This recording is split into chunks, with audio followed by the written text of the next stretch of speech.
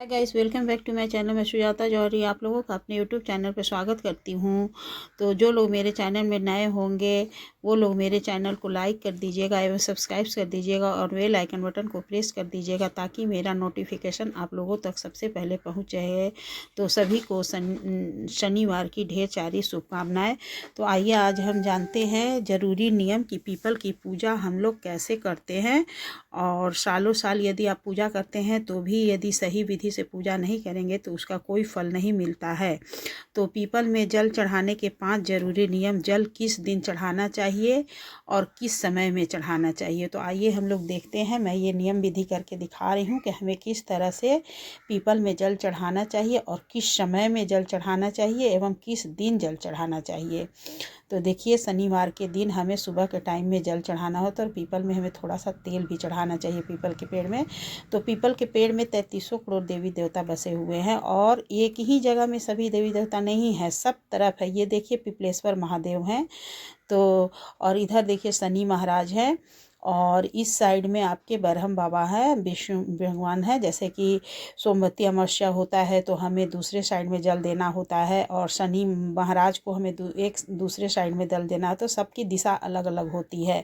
तो जैसे कि पश्चिम पूरब होता है तो वहाँ शनि महाराज का पूजा करना होता है और उत्तर दक्षिण होता है तो वहाँ पिपलेश्वर महादेव की पूजा होती है और पूरब पश्चिम होता है तो उसमें हमें सोमवती अमावस्या के दिन पूजा करनी होती है।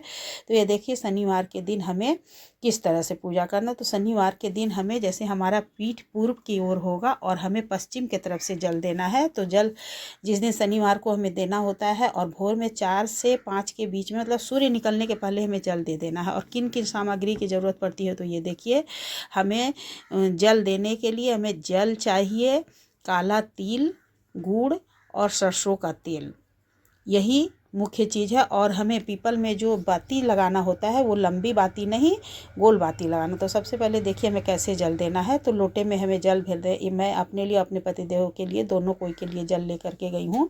दोनों लोग सुबह में हम लोग जल देते हैं। तो ये देखिए, हमें सबसे पहले जल में काला तिल डाल लेना है और दोनों में मैं काला तिल डाल दी। काला तिल डालने के बाद से हमें उसमें थोड़ा सा गुड़ डालना है। देखिए, वीडियो थोड़ा सा काला दिख रहा है क्योंकि भोर का समय है और वहाँ लाइटिंग की उतना व्यवस्था नहीं थी।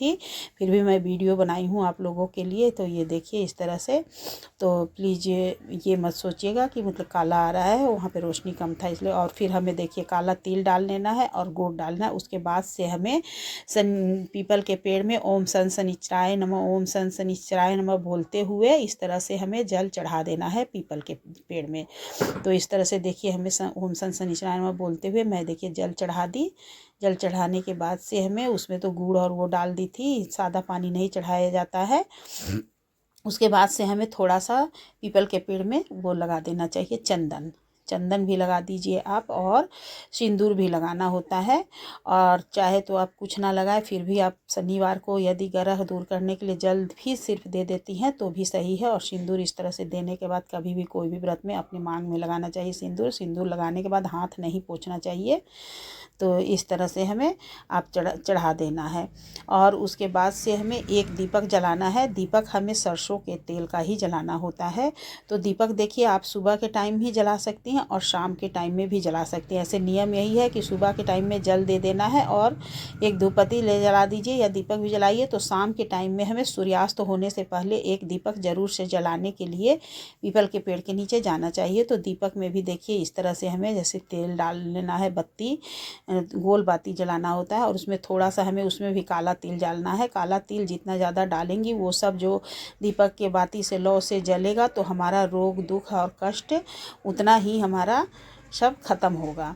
इसलिए काला तिल दीपक में डाल करके जलाया जाता है। तो इस तरह से देखिए काला तिल डाल करके मैं दीपक दिखा देती हूँ। और हमें आसन के लिए भी थोड़ा सा वहाँ काला तिल रख करके उसके ऊपर हमें अपने दीपक को रख देना है। और दीपक रखने के बाद से हमें 7 फेरी देना होता है। तो आप चाहे तो जल लेकर के भी 7 बार घूम करके जल गिरा सकती हैं। जैसे एक बार घूम के आए और थोड़ा सा जल गिराए, दूसरी बार घूम के आए थोड़ा सा जल गिराए, और नहीं तो आप जल दे करके दीपक जला के आप हाथ जोड़ के भी जी। ओम सम शनिचराय नमः बोलते हुए आपको 7 फेरी देखिए इस तरह से हमें पीपल पेड़ की परिक्रमा करनी है। और इस तरह से परिक्रमा करके लास्ट में हमें भगवान से क्षमा प्रार्थना कर लेनी है कि ये भगवान जी, हमसे जो भी शनि महाराज हमसे जो भी गलती हुई होगी उसके आप नादान बालक समझ के क्षमा करिएगा और हमारे सब रोग दुख कष्ट सब हरिएगा प्रभु जी। और इस तरह से हमें शनि महाराज की 3 बार पैर भी दबा देना होता है, जैसे कि पीपल के पेड़ में जो होता है जड़, उसमें हमें खूब अच्छे से दबा दबा करके 3 बार या 5 बार प्रणाम कर लेना चाहिए। तो प्लीज़ आप लोग को मेरा वीडियो कैसा लगा हमें कमेंट करके ज़रूर से बताइएगा। और शनिवार को हमें अपने रोग दुख कष्ट ग्रह जो शनि ग्रह होता है उसे दूर करने के लिए प्रत्येक शनिवार को भोर के समय में सूर्य निकलने से पहले हमें नहा धोआ के जा करके इस तरह से हमें जल डालना है। तो मैं आपको नियम विधि दिखा दी। हमारी नियम विधि आपको कैसी लगी हमें कमेंट करके ज़रूर बताइएगा। जय शनि महाराज की।